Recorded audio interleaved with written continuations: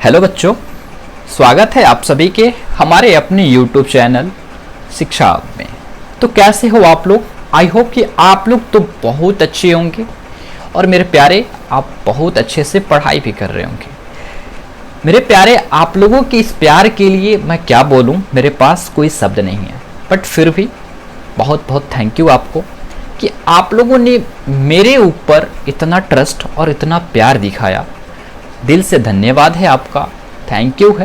कोई शब्द नहीं है प्यारे आपके लिए, क्योंकि आप लोगों ने प्रीवियस 10 दिनों से मेरे पास मैसेज कर रहे हैं।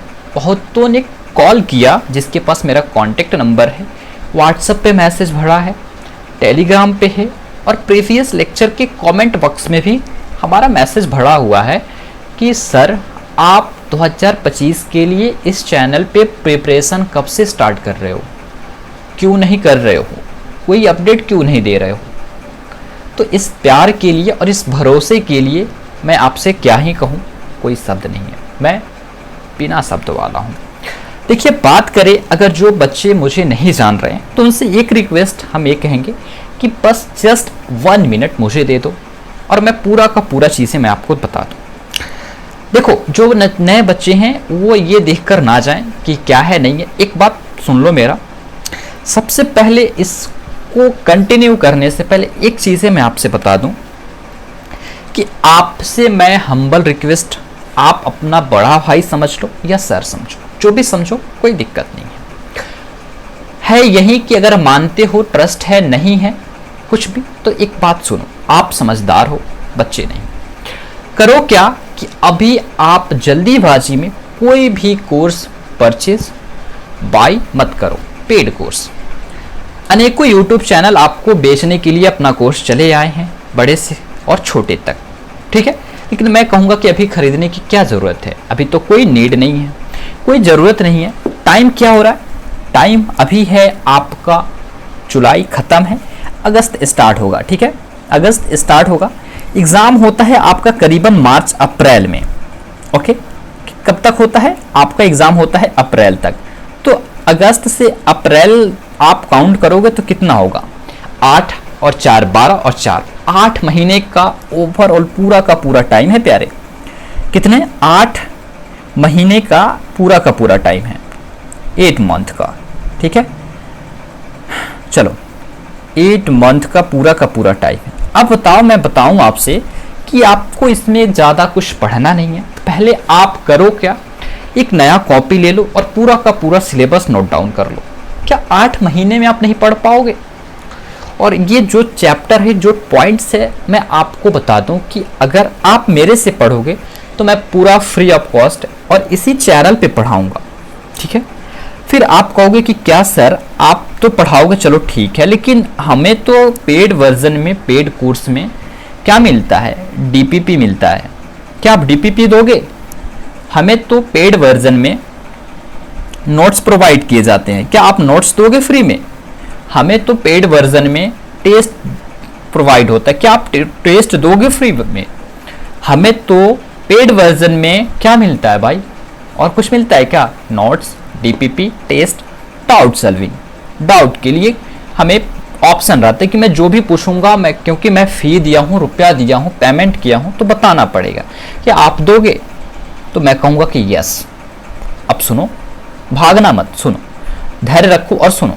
मैं कहा कि यस, चलो मैं दूंगा नहीं, मैं देने के लिए ही आया हूँ यहाँ पे, क्योंकि इसी पे मैं काम कर रहा था। मैं पूरी की पूरे पेड वर्जन आपको फ्री में दूंगा। और देखो, आज नहीं, कभी भी, किसी भी टाइम, जब भी अगर मैं CHS के लिए पढ़ाऊंगा तो याद रखना फ्री में ही पढ़ाऊंगा, कभी भी 1 रुपया नहीं लेने वाला, जीवन में कभी नहीं। मेरा जीवन इसके लिए समर्पित है। बस आप बच्चे अपना इस 8 महीने मुझे समर्पित कर दो। मुझे 1 रुपया की नीड नहीं है आपसे, जो भी अर्न होता है मुझे यूट्यूब से हो जाता है, जो कि इनफ है मेरे लिए, ठीक है। मुझे ज़्यादा की नीड नहीं है, मुझे इंस्टीट्यूट नहीं खोलना है बड़ा, ठीक है, ठीक, मुझे हेल्प करनी है, ठीक है।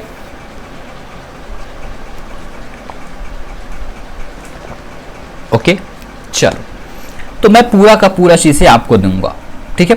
तो चलो, ये रही बातें। अब डिसाइड कर लो खुद आप कि आपको पेड वर्जन लेना ही है रुपया से, या फ्री में मिल रहा है तो फायदा ले लेना है। 1 वीक ट्रायल में भी देख सकते हो, 1 वीक ट्राई कर लो। मेरा अपना यूट्यूब चैनल है, अपना टेलीग्राम है, अपना इंस्टाग्राम पेज है, फेसबुक पेज है, और साथ ही साथ इधर आपकी कृपा से हमारा अपना एप्लीकेशन भी हो गया है, जो कि प्ले स्टोर पे अवेलेबल है। शिक्षा हब जाकर के जो सेम मीनिंग है हमारा वो सर्च करेंगे, जो लोगों पे दिख रहा है आपको मिल जाएगा आराम से, आसानी से। जाइए सर्च कीजिए और देखिएगा, ठीक है। तो चलिए आते हैं बिना टाइम वेस्ट किए, ठीक है। तो आपका टेस्ट भी हम यहीं एप्लीकेशन पे ही लेंगे। तो आज के इस लेक्चर में हम देखने वीडियोस में इसका सिलेबस, इसका एग्जाम पैटर्न, ओके, क्या है इसका एग्जाम पैटर्न, ध्यान से देखिएगा, इसका एग्जाम पैटर्न, ठीक है।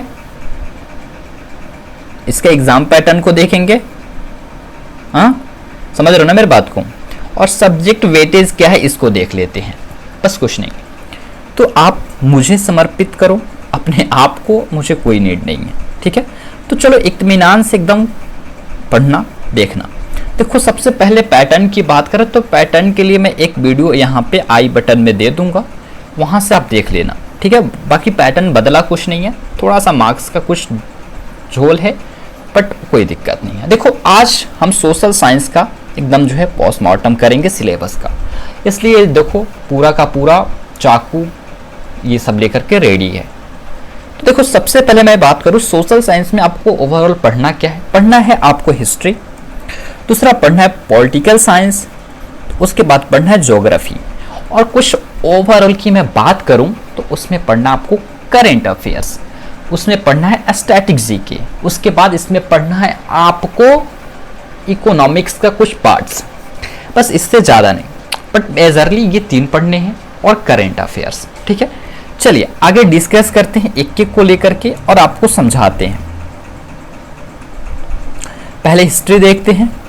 देखिए हिस्ट्री में सबसे पहले यहाँ से वेटेज जो रह रहा है मॉडर्न हिस्ट्री का। मॉडर्न हिस्ट्री इधर कुछ ज़्यादा ही पूछ लिया है इस बार, और ज़्यादातर आपको NCERT का जो है एकदम हूबहू लाइन जो है कॉपी पेस्ट कर दिया है क्वेश्चन में। तो देखो मेरा आदत पढ़ाने का शुरू से ही है NCERT प्लस कुछ रेफरेंस बुक और कुछ अपना नॉलेज, मैं तीनों को ऐड करके आपको जो भी है कंटेंट देता हूँ। मुझे ऐसा लगता है कि मैं बहुत बेहतर देता हूँ, बहुत अच्छा देता हूँ, बहुत बेस्ट देता हूँ। बट ये डिसाइड आप करोगे, क्योंकि पहले वाले बच्चों ने तो मुझे कहा कि सच में आप अच्छे पढ़ाते हो, लेकिन अब मैं आपको पढ़ाने चल रहा हूँ, आपको पढ़ाने जा रहा हूँ, और क्या आपको मैं बेस्ट दे रहा हूँ या नहीं दे रहा हूँ ये तो आप बताओगे, लेकिन मैं गारंटी लेता हूँ 110% कि मैं पूरा पूरा बेस्ट दूंगा आपको, ओके। मॉडर्न में हम पढ़ेंगे हाउ, विन एंड फियर, ठीक है।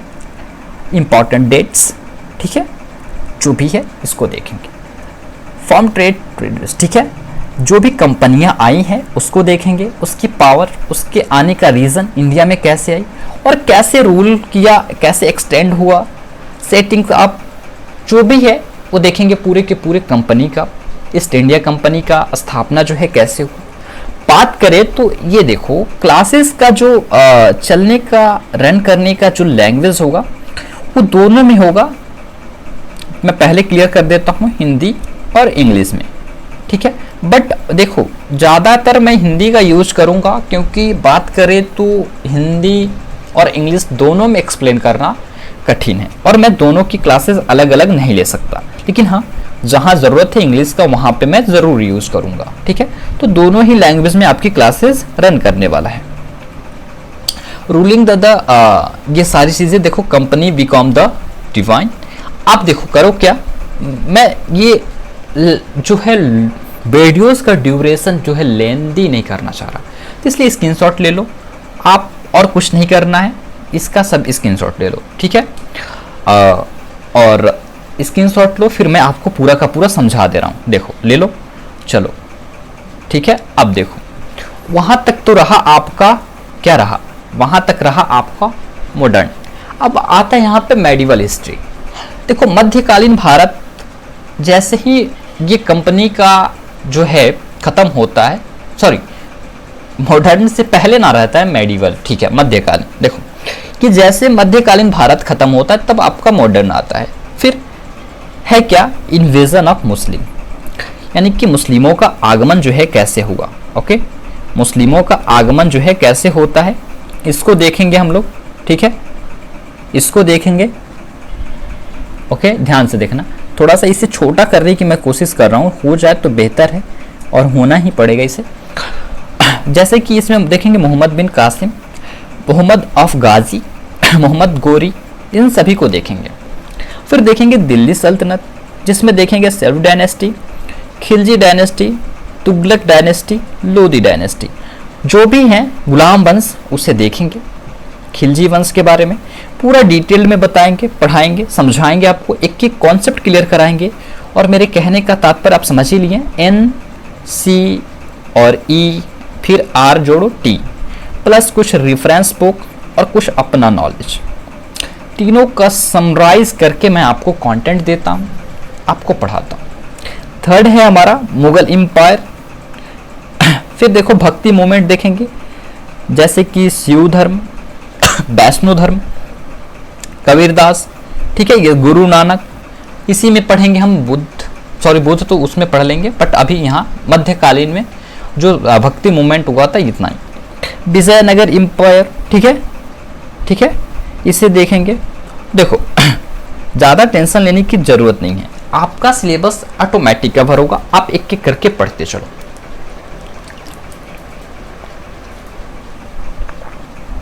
अब देखो यहाँ से एंशिएंट हिस्ट्री, बस मेडिवल में उतना पढ़ना है, उससे ज़्यादा की कोई नीड नहीं है।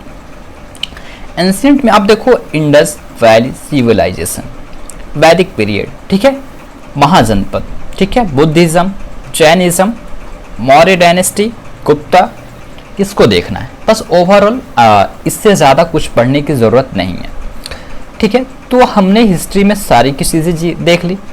हिस्ट्री में आपको मॉडर्न दिखाया, मेडिवल दिखाया, एंशिएंट दिखाया, ये तीनों को मैंने दिखा दिया, तीनों को बता दिया। मुझे उम्मीद है कि इससे ज़्यादा जाने की ज़रूरत नहीं है। मैं टाइम आपका नहीं ले रहा हूँ, क्योंकि जो टाइम यहाँ पे मैं अपना ड्यूरेशन बढ़ाने में लूँगा उसमें आप अच्छे से पढ़ लोगे, प्रिपरेशन कर लोगे।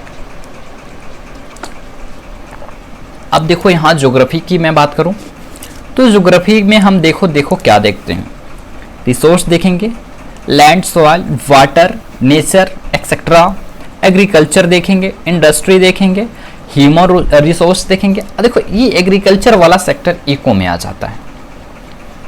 ओके, देखो ह्यूमन रिसोर्स में देखेंगे डिस्ट्रीब्यूशन ऑफ पॉपुलेशन, ठीक है, factor affecting distribution, population change, pattern of population change, ये सारी चीज़ें देखेंगे, ठीक है।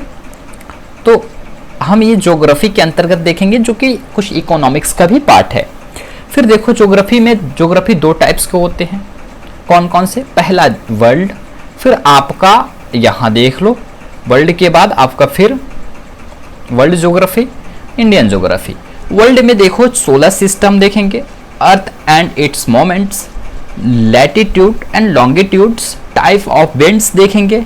इसमें अगर आप और कुछ ऐड करना चाहोगे, पढ़ना चाहोगे, तो मैं पढ़ाने के लिए रेडी हूँ। देखो बेसिक ऑफ द इंडिया देखेंगे, इंडिया से रिलेटेड जितने भी आपके नेचुरल चीज़ें, फिजिकल चीज़ें, जोग्राफिकल चीज़ें हैं उसको देखेंगे, फिजिकल फीचर इसका देखेंगे, रिवर सिस्टम देखेंगे जो इम्पॉर्टेंट है। ओके, बस ओवरऑल आपको इतना पढ़ना है। देखो और इसमें पूरा डीप जाना नहीं है, देखो इसमें पूरा डीप जाने की जरूरत नहीं है। अब देखो यहाँ पॉलिटिकल साइंस का जो है सिलेबस आपको डिस्कस कराते हैं। द इंडियन कॉन्स्टिट्यूशन, ठीक है, ठीक है, judiciary, parliament and the making of law, ठीक है, अंडरस्टैंडिंग, ठीक है, public law and social justice, ठीक है। तो ये आपके ओवरऑल क्या रहा, पॉलिटिकल साइंस। देखो अब देखो हम यहाँ देखेंगे कॉन्स्टिट्यूशन ऑफ मेकिंग, ठीक है, यानी कि ये जो है संविधान जो है कैसे बना। फिर इसमें इंपॉर्टेंट हमारे लिए आ जाता है क्या, प्रीएम्बल, जो कि हम लोग नहीं पढ़ते, लेकिन प्रीएम्बल भी पढ़ना होगा हमें, ठीक है। चलो आगे की पेज की ओर मैं लेकर चलने की कोशिश कर रहा हूँ। हाँ देखो यहां से आपको प्रीएम्बल भी पढ़ना होगा, नोट कर लो, प्रीएम्बल पढ़ना होगा, इंपॉर्टेंट्स आर्टिकल्स पढ़ने होंगे, इंपॉर्टेंट्स आर्टिकल्स, ठीक है, पार्ट्स इसके, ओके, इसके साथ इसके शेड्यूल्स जो हैं आपको ये देखने होंगे, ओके। फिर आपको यहाँ पे फंडामेंटल राइट्स देखने होंगे, फंडामेंटल राइट्स देखने होंगे आपको यहाँ पे। फिर आपको यहाँ पे देखना होगा इंडियन पार्लियामेंट देखना होगा, इलेक्शन कमीशन देखना होगा, इलेक्शन कमीशन देखना होगा, डीपीएसपी देखना होगा। तो ओवरऑल पॉलिटिकल साइंस में इतना देखना, इससे ज़्यादा कुछ नहीं देखना। इतना देख लोगे बेहद है, ज़्यादा है। तो ये रही आपका पूरा ओवरऑल सिलेबस। बात करें वेटेज की, तो देखो वेटेज कुछ मैटर नहीं करता, उसके पैटर्न के ऊपर है कि वो एग्जामिनर के मोड पे है कि किस बार किस सेक्शन से कितना क्वेश्चन पूछेगा। देखो अब जो बताते हैं वो क्या बताते हैं, आपके पीवाईक्यू बेसिस पे, प्रीवियस ईयर क्वेश्चन पे, ठीक है, प्रीवियस ईयर क्वेश्चन पे आपको जो भी बताते हैं कि किसका वेटेज कितना है, तो देखो बता दें हम आपको कि हर बार चेंज होता है वो, तो ओवरऑल बताते हैं, तो उस पर जाने की जरूरत नहीं है। देखो वेटेज जानकर क्या करोगे, वेटेज जानकर क्या करोगे जब जान रहे हो कि वो चेंज होता है। अब अगर आप जान जाओगे तो आपके मस्तिष्क में ये आ जाएगा कि अगर इस बार मॉडर्न से 5 पूछा है तो आपको बता देंगे कि ओवरऑल 6 क्वेश्चन पूछते हैं, मेडिवल से 2-3 पूछते हैं, आपको बता देंगे एंशिएंट से 2-3 पूछते हैं, ज्योग्राफी से आपको 5-6 पूछते हैं, करंट अफेयर्स से 5 पूछते हैं, पॉलिटिकल से 2-4 पूछते हैं। तो आपके मन में आ जाएगा कि चलो जो जिसका वेटेज जैसे कि मेडिवल और एंशिएंट का कम है तो चलो मोटा मोटी कम पढ़ते हैं। अगर मूड घुमा एग्जामिनर का और उसी से बढ़ा दिया तो क्या कर लोगे। तो मैं उस पर ट्रस्ट नहीं करता, मैं उस पर बिलीव नहीं करता कि आपको वेटेज बताया जाए। फिर भी अगर आपका मन है तो पीवाईक्यू एनालिसिस कर लो, मैं नहीं बता रहा, ठीक है, क्योंकि मुझे वो पसंद नहीं है। जो सही है वही नाम आपको बताएंगे। अगर आप मेरे साथ आए हो, मेरे पे ट्रस्ट किए हो, तो सही काम करो, राइट डायरेक्शन में चलो, गलत में जाने की ज़रूरत नहीं है। रही बात हमारे पढ़ने की स्ट्रैटेजी, तो कुछ भी स्ट्रैटेजी नहीं है। हम इस सोशल साइंस के सब्जेक्ट को मैक्सिमम 1 मंथ में पूरा का पूरा कंप्लीट करके आपको दे देंगे, ठीक है। कितने दिनों में? 1 मंथ में। अब आपके ऊपर डिपेंड कर रहा है कि आप इसे कितना दिन में कंप्लीट करोगे। 1 मंथ में हम 2 पूरे के पूरे आपके ये पूरा का पूरा आपका ये कंप्लीट रहेगा, क्या? आपका सोशल साइंस, ठीक है, 1 मंथ में, ये मेरी गारंटी है। स्ट्रैटेजी क्या होगा? स्ट्रैटेजी आपको पढ़ने के लिए यही रखना होगा कि आप स्कूल से आओ, ट्यूशन जाना है जाओ, हमारी लेक्चर देख लो, देख कर के इसका नोट्स बना लो क्लासेस के दौरान, या तो फिर इसके जो नोट्स मिलेंगे वहां से जाकर के बना लो। लेकिन आपके अपने नोटबुक में, आपके अपने नोटबुक में ये लिखा हुआ रहना चाहिए, जो भी कंटेंट, जो भी चीजें पढ़ाई जा रही है वो होना चाहिए। साथ ही साथ अगर हम बात करें तो आप जब ये कर लोगे, लेक्चर देखोगे, नोट्स बनाओगे, तो शाम को रात को आपको एक डीपीपी मिलेगा जिसे डेली प्रैक्टिस पेपर कहते हैं, ठीक है। तो उसे सॉल्व करो और जब वीकली टेस्ट होगा तो वीकली टेस्ट दो, बस, और कुछ इसका स्ट्रैटेजी नहीं है। और हाँ, रिक्वेस्ट है मेरे भाई कि इन सब चीज़ों पे टाइम वेस्ट ना करो कि स्ट्रैटेजी क्या रखे, कुछ स्ट्रैटेजी नहीं होता, ठीक है। पढ़ने का अपना अपना स्ट्रैटेजी होता है, अपना अपना तरीका होता है, अपना रणनीति खुद बनाओ। देखो आप जाओगे रणभूमि में युद्ध करने तो क्या किसी और के राजनीतिक, किसी और के रणनीति के माध्यम से आप युद्ध करोगे क्या रणभूमि में? तो आप हार जाओगे, ये मेरा गारंटी है। बड़े बड़े प्रतापी को देखो, प्रतापी राजा को, महाराणा प्रताप, प्रभु श्री राम को देखो कि क्या उन्होंने किसी से बोला क्या कि मुझे युद्ध करना है भाई, मुझे तो मैं स्ट्रैटेजी बनाकर दे दो, मुझे युद्ध की रणनीति बना दो, कि क्या उन्होंने बैठ करके रणनीति बनाया अपने मंत्रियों के साथ और जाकर के तब रावण से युद्ध किया और लड़ा? बताओ। तो योद्धा जो है ना, किसी के ऊपर डिपेंड नहीं रहता कि मुझे बताओगे उसी के रास्ते पे मैं चलूंगा। हाँ, लेकिन इसके लिए तुम्हें ध्यान देना होगा कि सही डायरेक्शन क्या है, उस पर फोकस रखना होगा, उस पर फोकस रखो और उसके माध्यम से चलो, बस एकदम बेस्ट होगा, बेहतर होगा। मुझे उम्मीद है कि आप अच्छा करोगे, अच्छा कर ले जाओगे। तो ओवरऑल मैं बता दूं कि यही है, स्ट्रेटजी बनाने की कोई ज़रूरत नहीं है। योद्धा किसी और के बनाए हुए रणभूमि पे नहीं चलता है, अपना बनाया हुआ रणभूमि उसको बेहतर लगता है, उस पर ही काम करता है। तो आज के लिए बस इतना ही। कल से आपका क्लासेज एकदम स्टार्ट हो रहा है और चलता रहेगा, और मज़े से आप पढ़िए। आप मुझे कमेंट बॉक्स में बताइएगा कि पहले आप जियोग्राफी पढ़ोगे, पॉलिटी पढ़ोगे या आप हिस्ट्री पढ़ोगे। बट करेंट अफेयर्स और स्टैटिक जीके आपका साथ में सुबह का 6 बजे रोज रेगुलर बेसिस पे कल से आपको देखने को मिलेगा। ओके, ठीक है।